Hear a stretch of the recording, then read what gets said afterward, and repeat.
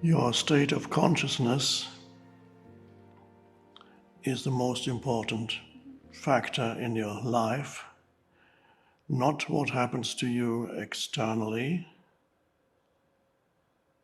but your state of consciousness determines how you perceive the world, what actions you take, how you react to circumstances and events, your relationships with people and other life forms. It is, in other words, primary. The primary factor in your life is not the events or whatever circumstances of your life may be, successes, failures, and so on, but your state of consciousness. So you should give your state of consciousness in the present moment. That's when it arises. Your consciousness is inseparable from the present moment. Give it your fullest attention. It is more important than anything you do externally. And in fact, what you do arises out of your consciousness. So wise or skillful action that is helpful and does not create further suffering, further problems, arises out of a state that is non-egoic, the state that we may call presence or awareness. For thousands of years, humans have been trapped in egoic consciousness, and all the ancient spiritual teachings and religions have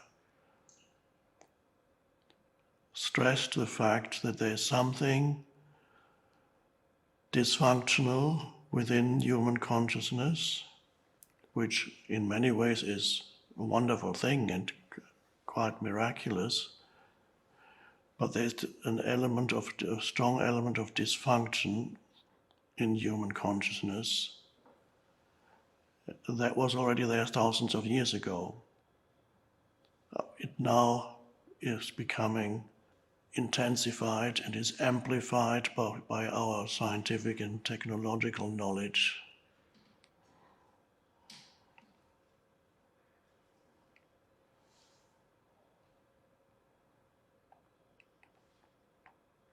The Buddha stressed the fact that you are condemned to a life of ultimately suffering in one way or another unless you awaken. So the Buddha pointed to the possibility of awakening, which is a shift into the state of presence, out of the egoic state.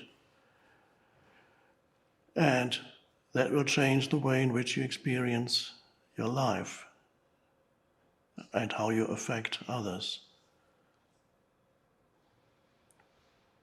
And in the Christian teachings, the term salvation is often used.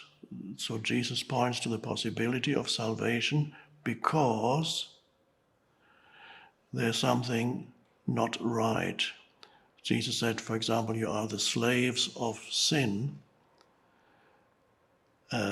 Sin, the literal translation of the word as used in the Greek Old Testament, New Testament, is missing the mark of human existence.